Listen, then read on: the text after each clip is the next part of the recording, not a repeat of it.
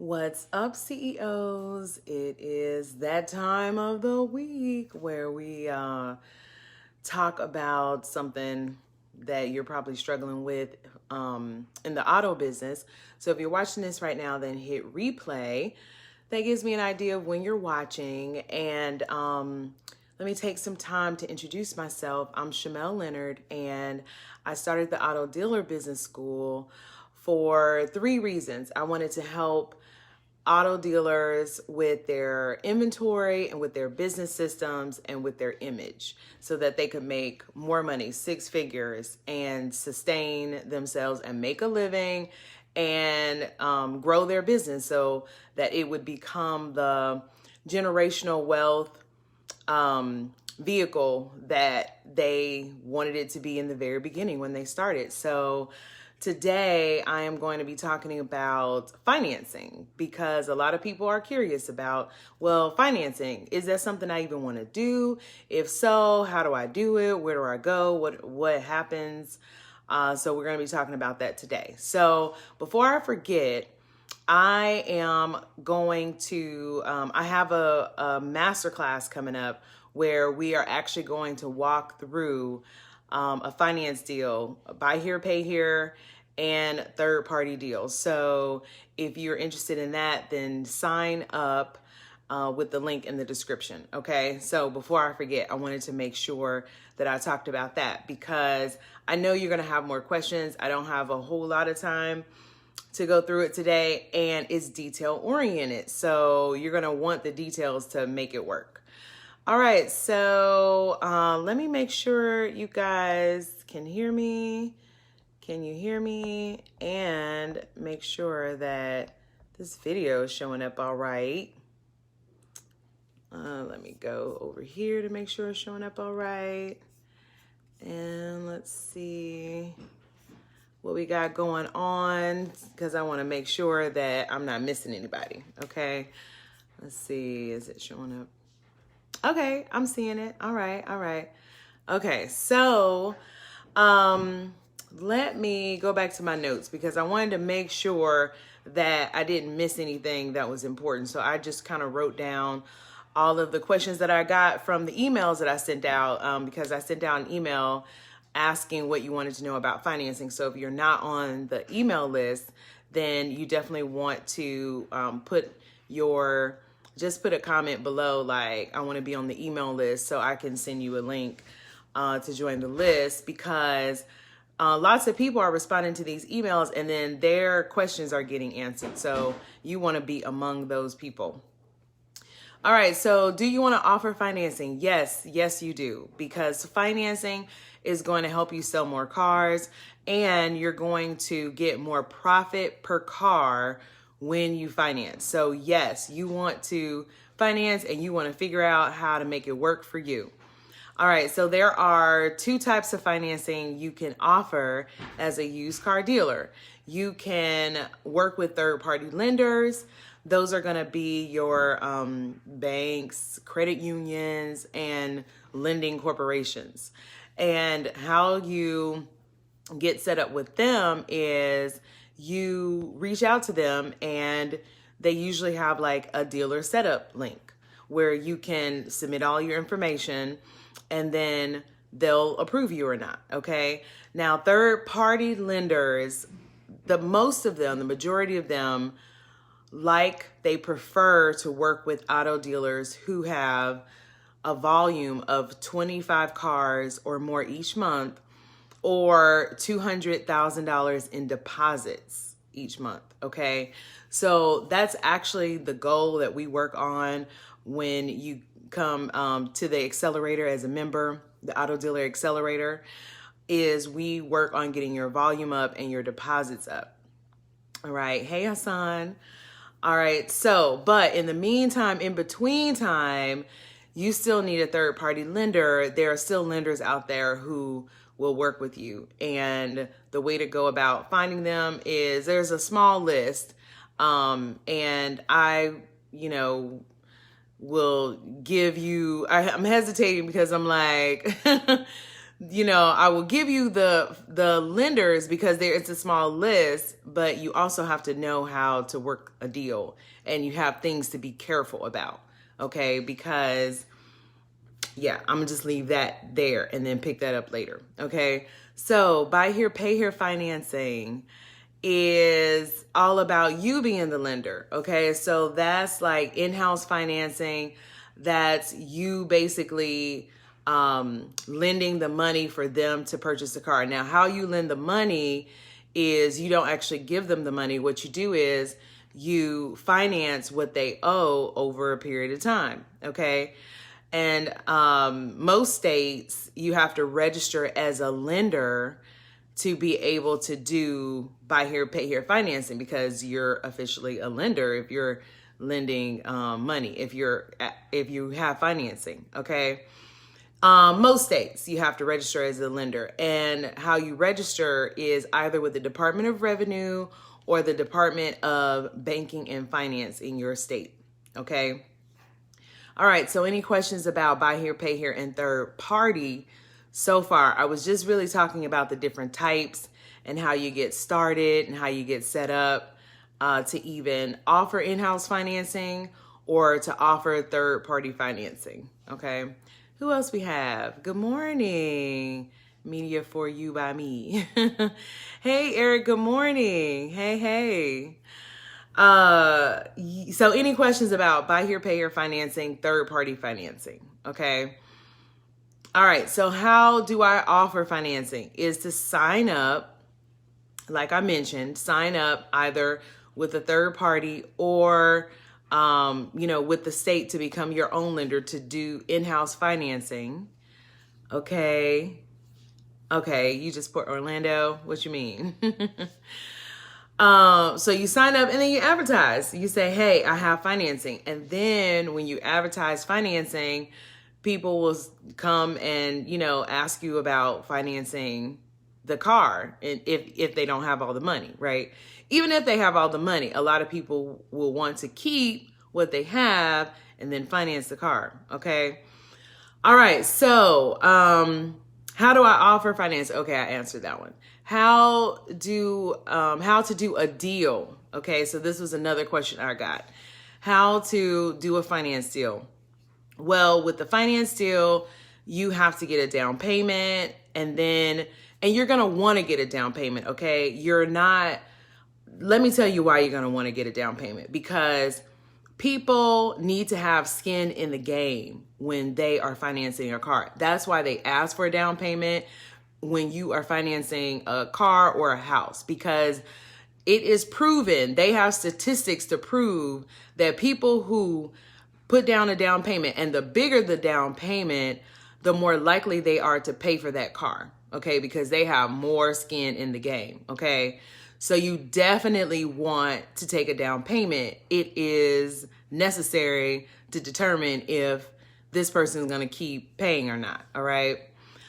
So you take a down payment and then you calculate the payments. Now, how you're going to calculate the payments is based on the interest rate that you're charging for your in-house financing, if you're doing a buy here, pay here deal, or the interest rate that was given to you by the third party lender of what they're approving your buyer for. All right. Now, in that case, they're going to give you what the payment is. So you won't have to necessarily calculate the payment, but that's pretty much how you do that part of the deal. And then when it's time to sign the paperwork, okay, the paperwork, save yourself some time and some effort by getting a dealer management software system, because you can check the box for financing and the finance contract is included in the final documents that finalize the deal.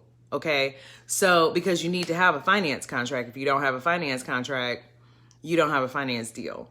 And you also need to have a state compliant finance contract, because if anything goes down and you need to recuperate money or that car and your contract is not state compliant, then there's a possibility that you might lose out. All right. So how do we keep our contracts stay compliant? Just use a dealer management software, because that's what they're telling us they're going to do for us as auto dealers. They're going to keep all of our documents compliant and up to date. Okay. So any questions about that? Any questions about how to do the deal? How to offer financing? Like, I'm taking questions, like I said, from the emails I received. But if you didn't get an email, if you're not on the email list, then let me know what your questions are now. All right, because I want to make sure you get this. And I got 5 minutes. But be sure to sign up for the masterclass on how to finance a car, where I'm going to walk through a buy here, pay here deal and a third party deal in full detail, so you can see each step. Okay, I couldn't do that today, but I will take an hour and do that then. All right, so I don't see any questions, so I'm going to go on to another question I got, which is, what happens if they stop paying? All right, because that's the scary part. You're in this to make money. You're in this to profit. So what happens if you finance this car in-house and they stop paying? Well, you have to repossess that car. You not only have to repossess that car, but you also have to issue a judgment to collect the rest of the money they owe on that vehicle, okay? Because you entered in a deal expecting to receive a certain amount of money, and you did not receive that amount of money. They signed a contract saying, hey, I'm going to pay you this amount of money. So since that did not happen, then now you have to go through the process of getting that car back and then getting the money that you planned on making from that car, minus whatever you get from the car. Okay. So I know that that's a lot of information right there, but that's something we will definitely walk through in the masterclass, like what that all looks like, because you have to calculate how much you're going after them for. All right. So that's what happens if they don't pay on a buy here, pay here deal. Like, it's time to get the car back. Right. And then if they stop paying on a finance deal, all right, so this is, or a third party finance deal, because I want to make sure you understand this, if they stop paying when you have used a third party lender to give you the money for the car on their behalf. Okay. Let's see. Do you need to call the police to let them know you repoed the car? Yes, you do.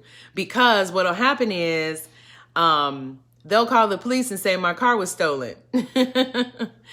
Okay, good morning, Reggie. What's up, Reggie? I ain't seen you in a while. Yeah, they'll call the police and say my car is stolen. Then the police look through the repo register and they say, no, it was repoed. Okay, but that's all part of the process that I'm going to walk through on the finance masterclass, on like what you need to do at each step, so you have like an idea of what happens. All right. So if they stop paying, third party lender, that's what I was talking about. It all depends on what kind of contract you signed with your third party lender. Okay, great. I'm glad that answered your question. What I mean by that is, when you are setting up a relationship with these third party lenders for them to offer financing to your customers, you actually sign a contract with them. And in that contract, you need to look and see if there is a recourse clause. Most times they will tell you up front if there's a recourse clause, because they want you to definitely understand that there's a recourse clause. Okay. Yeah, it has been a minute. Hope all is well. So what's a recourse clause? It is a clause that says if your customer doesn't make payments in some capacity, like either they missed the first payment or, they haven't made enough payments, then we require you, the dealer, to purchase this car back or pay us X amount of money, or, recourse clauses have all kinds of structures. But basically what the nuts and bolts of it is if they don't pay, you have to pay. That's the recourse clause. Okay. And a lot of lenders who are working with small volume dealers are adding recourse clauses to their contracts because they're tired of being stuck with buyers who aren't paying, you know, because we're out here in these streets making all these deals. We're just interested in selling cars. We're looking at the short game. We're like, you know, I need to sell this car. I need to make this money. I don't care who comes to buy this car. Just come and buy this car. Oh, you need some finance? I got this bank over here that'll finance you. Yep. Your documents kind of look fake, but I don't care because I need this car sold, right? Then we send it through, it gets funded, and we're like, whoo, we got paid. And then the lender is like, but we didn't. And so they are starting to really crack down on that because there's been a lot of auto dealers getting into the business doing that, and it is affecting their profit margin. So what they have been doing is saying, hey, look, I don't even want to work with these people. I don't even want to, like, if you don't have, a certain amount of volume or a certain amount of deposits, you cannot work with me. That's one way they've been cracking down on it. The other way is a recourse clause. Okay. So you have to definitely understand what your recourse clause is. And just because your lender has a recourse clause doesn't mean that, oh, I can't work with them. That just means you need to do more upfront due diligence on your customer.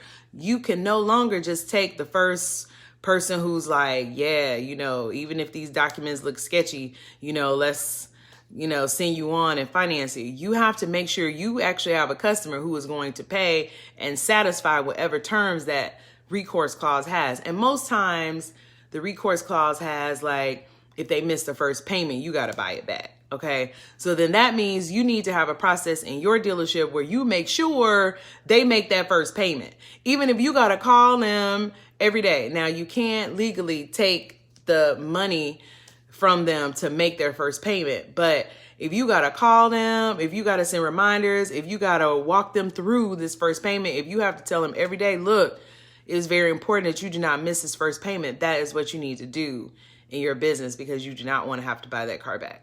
Okay. I know I spent a lot of time on that, but I've seen just so many people burn with these recourse clauses because they don't understand that, one, they're in a contract with the lender that has a recourse clause, and then two, that it's their responsibility to make sure their customer meets the minimum requirements so the recourse clause doesn't kick in. Okay. So, cause that can really mess up your day. All right. Really mess up all the systems. All right. So any questions about recourse clause? Any questions about financing? Any questions at all? I think I'm right at time. For whatever reason, the comments look like they dropped off. It looks like there might be more, but I don't see any more. Okay, well, if you have any questions, then put them down below in the comments for sure, because financing is the key to making this money selling cars. Like, cash cars are awesome, but you're going to sell more cars having financing. So you really need to understand what financing is and what kind of financing you want to have. I recommend you have both, but that is up to you. Third-party lenders allow you to sell, they give you the ability to sell cars that might be a little more expensive, but have a little more profit in them for you. My business turned around when I started doing third-party lenders on nicer cars because the profit doubled.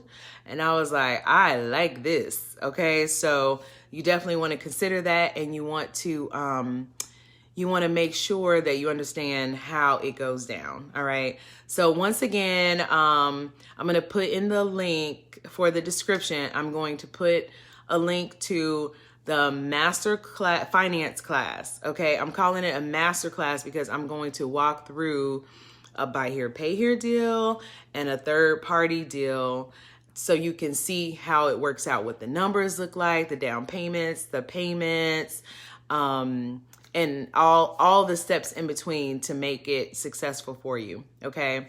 And then if you are looking for a plan for your business to grow, if you're trying to get it off its feet and you're struggling, or you keep buying the wrong cars, or you keep going down on your price because you aren't really confident in the cars that you're selling and it's hard for you to stick to your price, then schedule a strategy session with me so I can help you get a plan so that you can stay in business and get to six figures or beyond in your business with just a couple of things that you need to do different in your business. All right.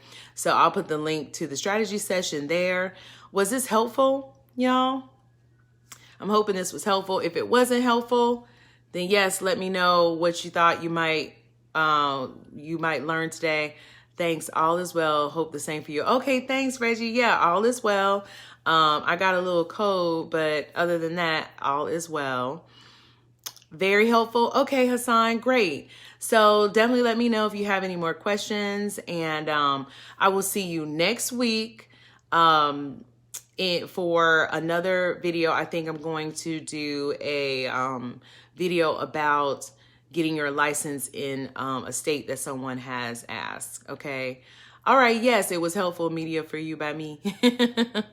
All right, cool. So as always, CEOs, like, I am here for you. I'm rooting for your success. I am in your corner.